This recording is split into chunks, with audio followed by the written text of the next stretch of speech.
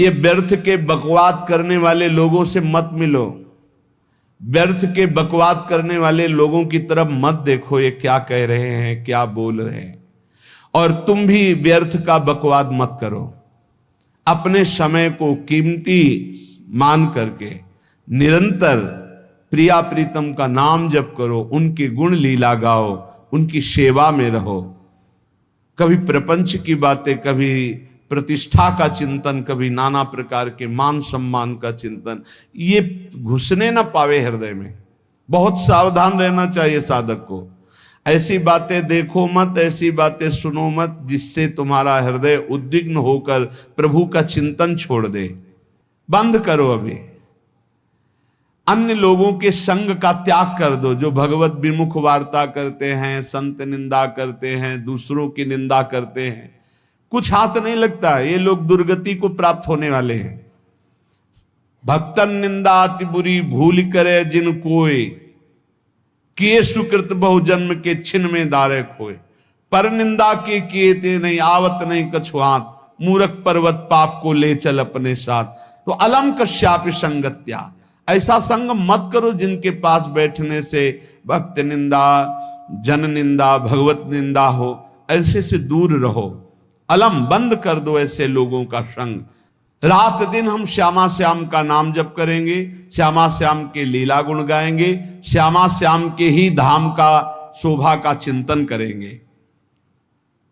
जब तुम अपना जीवन श्यामा श्याम के चरणों में न्यौछावर कर दोगे तो पूरा भार श्यामा श्याम ले लेंगे और तुम्हारे हृदय में मस्ती आ जाएगी। जो ऐसा निश्चयी होता है, दृढ़ निश्चयी, उसके अंदर दृढ़ विश्वास, तो उसके हर समय भगवान की स्फूर्ति होती रहती है। भारी प्रतिकूलता में भी भगवान का सानिध्य अनुभव होता है। वो अनुकूलता में तो भगवान के दुलार को देखता है, लेकिन प्रतिकूलता में भगवान की विशेष कृपा को देखता है। ये संयोग, ये वियोग, संसार की ये द्वंद्वमयी वृत्तियां भक्तों के हृदय में नहीं चुभती। आए की हुज्जत नहीं, गए की तलाश नहीं, क्योंकि नित्य संयोग भगवत स्मृति के प्रभाव से प्रभु का रहता है। शोक, विषाद बहुत ध्यान देने योग्य विषय है। तभी लोगों को ऐसा लगता है कि ऐसा कैसे हो सकता है। भक्त के चरित्रों को जब सुनते तो लगता है ऐसा कैसे हो सकता है, ऐसी परिस्थिति में भी ऐसा कैसे हो सकता है। क्योंकि तुम मानसिक बुद्धि से युक्त हो और वो भागवतिक स्थिति से युक्त है, इसलिए तुम उसको पार पा ही नहीं सकते। जब तुम अपना जीवन श्यामा श्याम के चरणों में समर्पित कर देते हो हृदय से, फिर उनकी कृपा से सब विघ्न दूर हो जाते, एक अपार मस्ती रहती है। नहीं तो शोक, विषाद, दुख, क्लेश, कष्ट, संताप, भय, उद्वेग, ये सदैव सताते रहते हैं। इसी से डिप्रेशन होता है। बार बार नकारात्मक चिंतन, शोक, विषाद, दुख, चिंता, क्लेश, संताप, भय, उद्वेग, यही पूरे मानसिक स्तर को नष्ट कर देते हैं। उत्साहहीन जीवन हो जाता है। जब तुम श्यामा श्याम को समर्पित हो जाते हो तो ये सब प्रवेश भी नहीं करते, एक अपार मस्ती बनी रहती है। अब क्या होगा? श्यामा श्याम जो करेंगे वही होगा। श्यामा श्याम पता नहीं कैसा करे, नहीं, वो सदैव मंगल भवन है, वो जो करते महामंगल होता है। यह निश्चय उपासक के हृदय में आ जाना चाहिए। इसलिए अपना सारा मन, सारी बुद्धि, सारा जीवन, प्रत्येक श्वास प्रभु को अर्पण कर दो। फिर देखो तुम निहाल हो जाओगे। दुख, शोक, विषाद, क्लेश, कष्ट, संताप, भय, उद्वेग, ये उसी को व्यापते हैं जिसने अपने जीवन को प्रभु के चरणों में अर्पित नहीं किया। इसलिए तुम अपना सारा मन सारी बुद्धि, सारा जीवन, प्रत्येक श्वास केवल प्रभु को अर्पित कर दो, फिर देख लेना। श्वास कैसे अर्पित की जाती? राधा राधा राधा। बुद्धि कैसे अर्पित की जाती?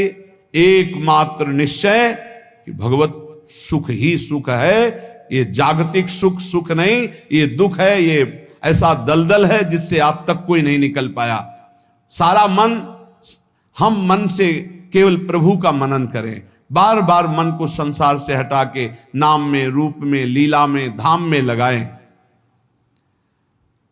बहुत प्रसन्नता हो जाती है उस उपासक के हृदय में जो अपना मन बुद्धि प्रभु के चरणों में अर्पित कर देता। भगवान ने तो इसको बहुत उत्तम स्थिति बताया है कि मेरे से कभी वो अलग हो ही नहीं सकता यदि मन बुद्धि अर्पित कर दिया। मयि वो मन आधत्स्व मयि बुद्धिम निवेशय, तो निवश्य मयि एव अत ऊर्ध्वम न संशया। बिल्कुल संशय नहीं, वो मेरे में ही निवास करेगा जिसने मन और बुद्धि अपनी मेरे में अर्पित कर दी। बहुत प्रसन्नता रहेगी उस उपासक के जीवन में जो अपने आप को मन बुद्धि सहित प्रभु के चरणों में समर्पित कर दिया है। भगवान का आश्रय लेने वाले की पहचान है हर परिस्थिति में प्रसन्न रहना। देखो आप भगवद आश्रित हो कि नहीं, देखो अनुकूल परिस्थिति में तो सब प्रसन्न रहना, लेकिन प्रतिकूल परिस्थिति में प्रसन्न रहना ये भगवान के भक्तों का लक्षण है। हर परिस्थिति में प्रसन्न रहना ये भगवान के भक्तों का लक्षण है। आनंदगन भगवान का आश्रय मिलते ही आनंद छा जाता है हृदय में। उनके पास आनंद का अभाव होता ही नहीं है। जैसे सूर्य का प्रकाश उदय होते ही सूर्य का प्रकाश संपूर्ण अंधकार को नष्ट कर देता है, ऐसे ही भगवान का संपूर्ण आश्रय लेते ही सब दुख चिंता शोक नष्ट हो जाते, आनंद ही आनंद। तुम भगवान के मंगलमय रूप को नहीं जानते हो, पर उनके मंगलमय भाव को, विधान को मानना शुरू कर दो। जो भी होता है मंगलमय होता है। हमने जीवन में देखा है, अगर इधर कोई बहुत बड़ा सुख दिया तो देर नहीं लगेगी, 24 घंटे नहीं व्यतीत होंगे और ऐसे दुख दे देंगे, जिससे दोनों का समान भाव रख करके ना दुख में तुम भूलो प्रभु को, ना सुख में फूलो, सीधे भगवत मार्ग में चल। पूरे जीवन की बात देखा है। भगवान के मंगल विधान में सदा सर्वदा सुख ही सुख है, इस बात को मान के प्रसन्न हो जाओ।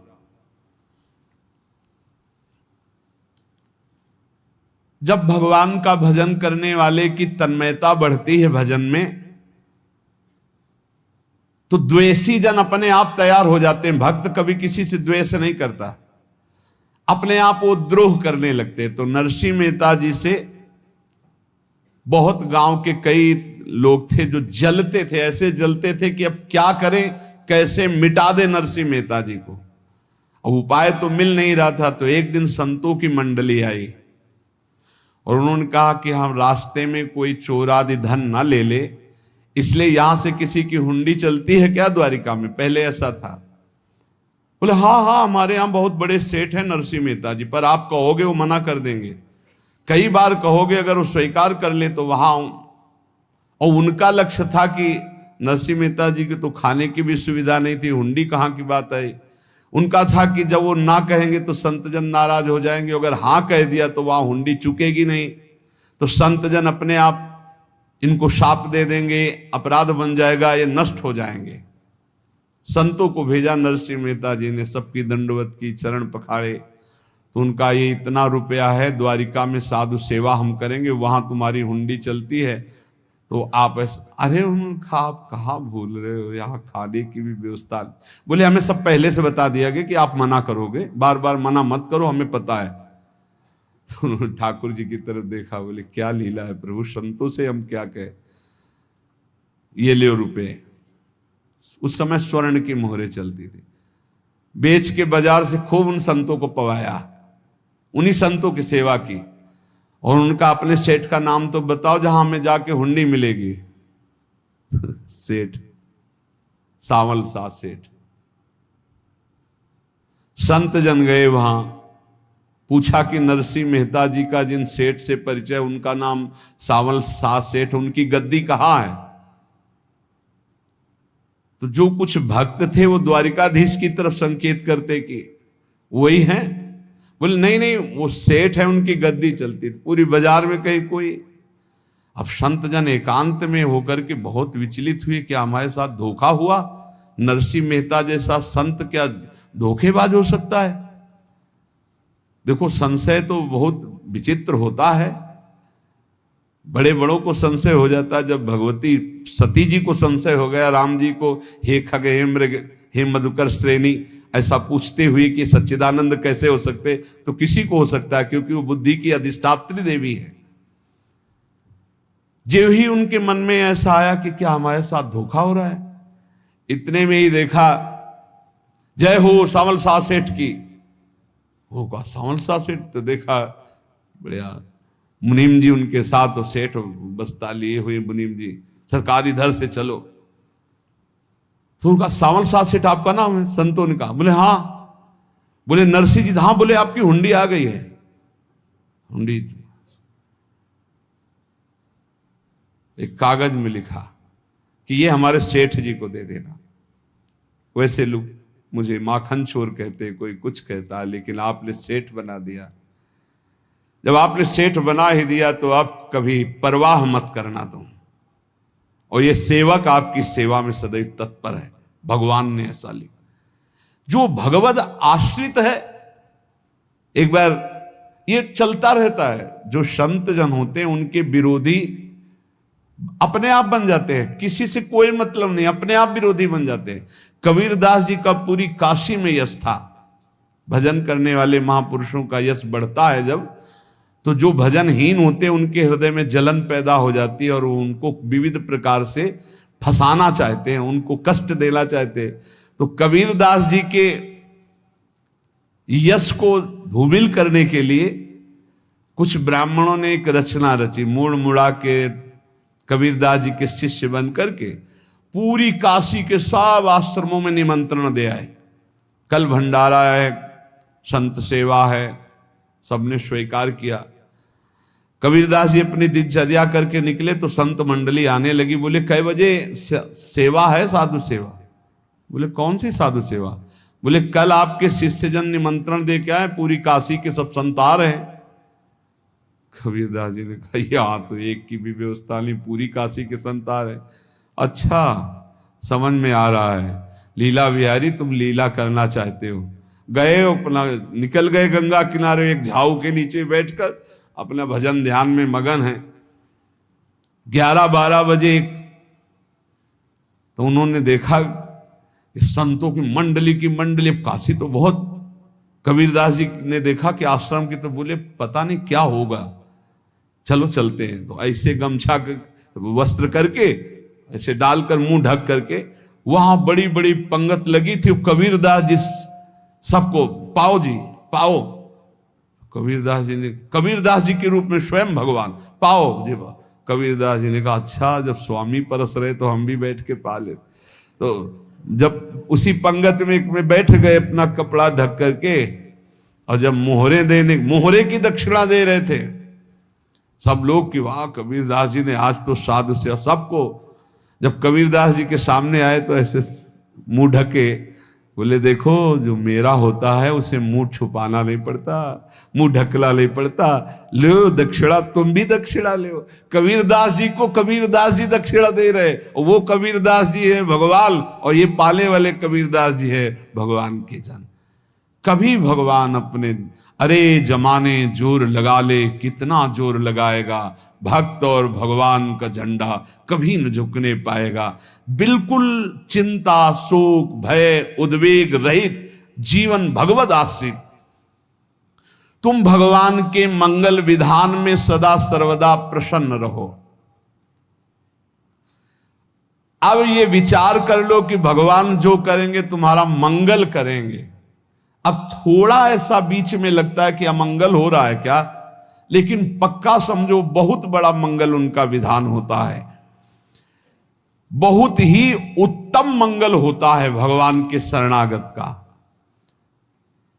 भगवान हमारे विचारों वाले नहीं हैं, हमारे विचार प्राकृतिक है, भगवान के विचार चिदानंदमय हैं। वो अपने विचार से हमारा मंगल करते हो, हम अपने विचार से मंगल चाहते हैं।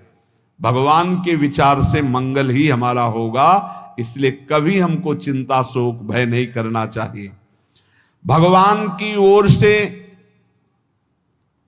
कभी तुम्हारे लिए ऐसा विधान नहीं होगा कि तुम दुखी हो जाओ, बस तुम्हारी सोच हो सकती है, उसका परिणाम बहुत मंगल होगा।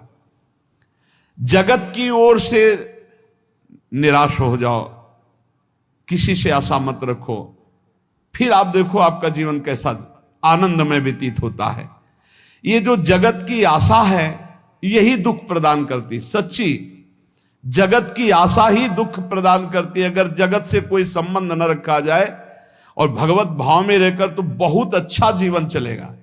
अपने कर्तव्य का पालन करो, परिवार को भगवत स्वरूप मानकर पोषण करो, किसी से कोई संबंध मत रखो, कोई आशा मत रखो, यही अध्यात्म सिखाता है। अपने आप भगवत स्वरूप, सबका व्यवहार मंगलमय और आपका जीवन मंगलमय।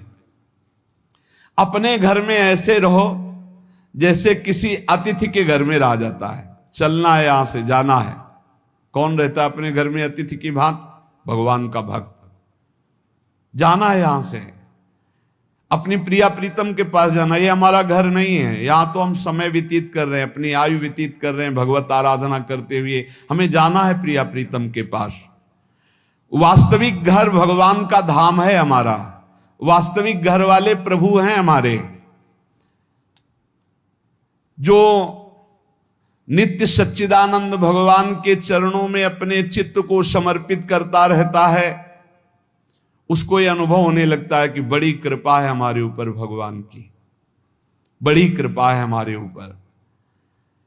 सर्वसमर्थ परम सुहृद भगवान ऐसे भक्त के ऊपर हर समय वरद हस्त रखे रहते हैं। ये केवल प्रवचन नहीं, सच्ची बात मानिए। ऐसे भगवान का वरद हस्त हर समय रहता है। जब भगवान की छत्र छाया में भक्त अपने को देखता है तो आसपास घोर विपत्तियों का भी समुदाय हो तो भी वो आनंद में मगन रहता है।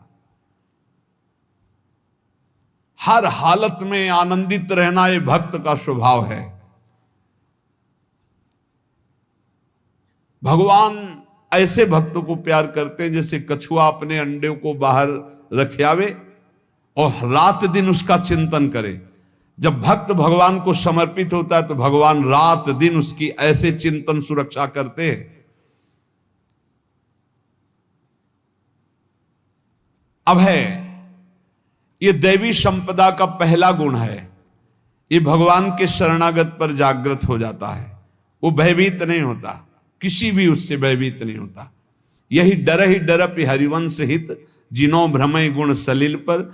इस डर से डरते रहना चाहिए कहीं गुण रूपी पानी में फिसल न जाए, नहीं तो गलती हो सकती है। साधक सावधान रहे। ये अभय दैवी संपदा का सबसे बड़ा गुण है।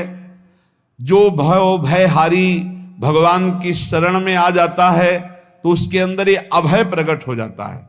अगर कहीं तुम्हें एकांत में भय लग रहा है, एक आदमी तो एकांतिक में आए थे, वो कह रहे थे कि हमें हर समय भय लगा रहता कि कोई हमारे पीछे है, अंधेरा तो लगता कोई खड़ा है, मैं जीना मुश्किल हो गया, ऐसा भय। देखो ये मन कैसा है, भगवान से विमुख होने पर कैसे डरवाता है। वो कह रहे हैं हर समय मुझे डर लगा रहता है, कोई सामने खड़ा है, कोई पीछे खड़ा है, ऐसा भय लगने लगता है। और जब भगवान की शरण में आ जाते हैं तो ये अभय स्थिति हृदय में जागृत हो जाती है। कोई भी भय आसपास आ ही नहीं सकता, यहां तक कि नरक का भी भय खत्म हो जाता है जो भगवान की शरण में है।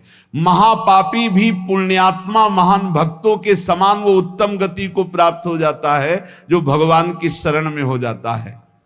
पर ये जो भोगों का आश्रय लिए हुए हैं, मनमानी आचरण कर रहे हैं, ये कभी उस अभय को जान ही नहीं सकते कोई अभय पद है क्या।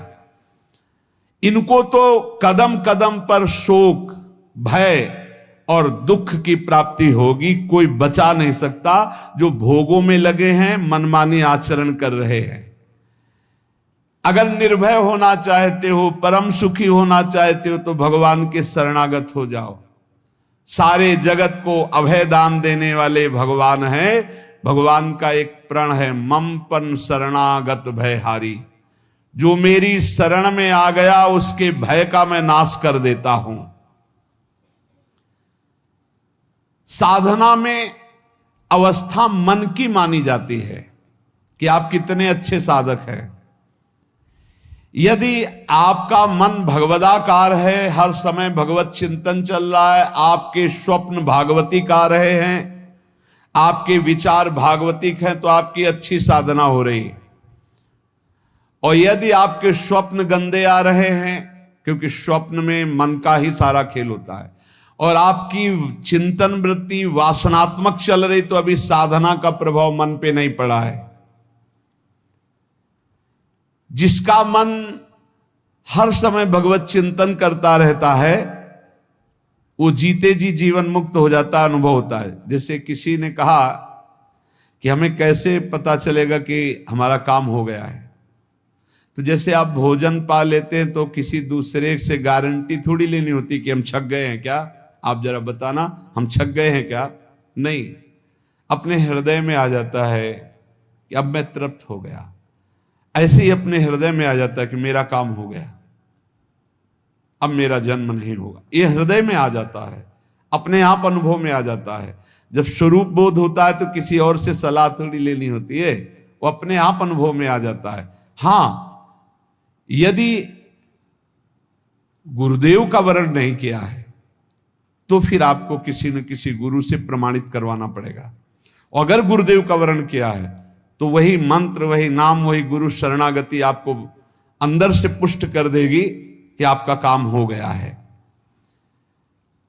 विषय चिंतन करता हुआ मन विषय आसक्ति को प्राप्त होता है। विषय आसक्ति को प्राप्त हुआ मन बार बार जन्म, मरण और नरक को प्राप्त होता है। बस ये विषय चिंतन हटाना ही प्रमुख कर्तव्य साधना का है। बार बार मन को विषयों से हटा करके प्रभु के नाम में लगाओ, प्रभु के रूप में लगाओ, प्रभु की लीला में लगाओ। जहां भगवान प्रकट होते हैं वहां परमानंद की बाढ़ आती है। पर ये ध्यान रखें, गुलाब का फूल कांटों में खिलता है, उसकी सुगंध लेनी, फूल लेना है तो कांटों से बचाकर। ऐसे ही जब आप भगवत चिंतन के लिए चलेंगे तो आपका चिंतन चुराने के लिए माया विविध नाटक करेगी।